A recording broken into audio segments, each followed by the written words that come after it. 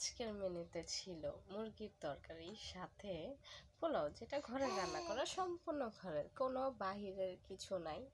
তো যেহেতু রান্না করা হয়েছে, রান্নাটা আসলে আমার শাশুড়ি রান্না করছে। পোলাও, মুরগির তরকারি। তো আমাদের বাসায় প্রায় সবাই বেড়াতে গেছে। তো আমার শাশুড়ি চিন্তা করলো বাসায় একা থাকবো, তাই একটু পোলাও রান্না করে আমাকে দিয়ে দিছে।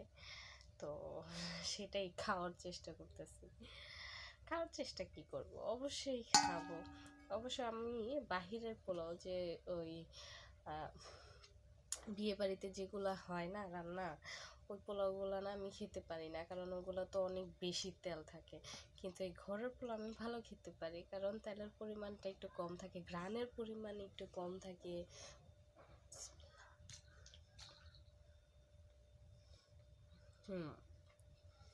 মজা হয়েছে।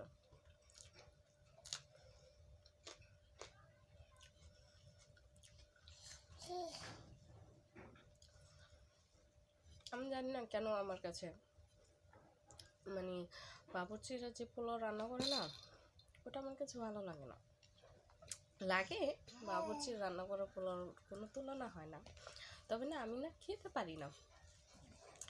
আমার কাছে এই ঘরের ওই সিম্পল খাবার খুব পছন্দ।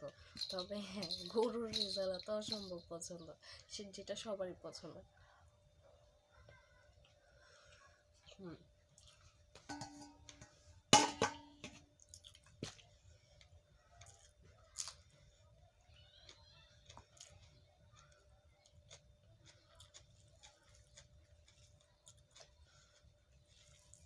আপনাদের কেমন পছন্দ অবশ্যই আমাকে কমেন্ট করে জানাবেন।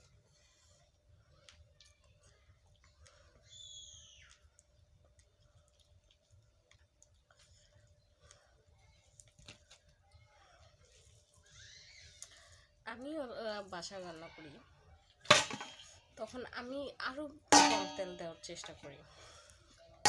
আমার কাছে পছন্দ না।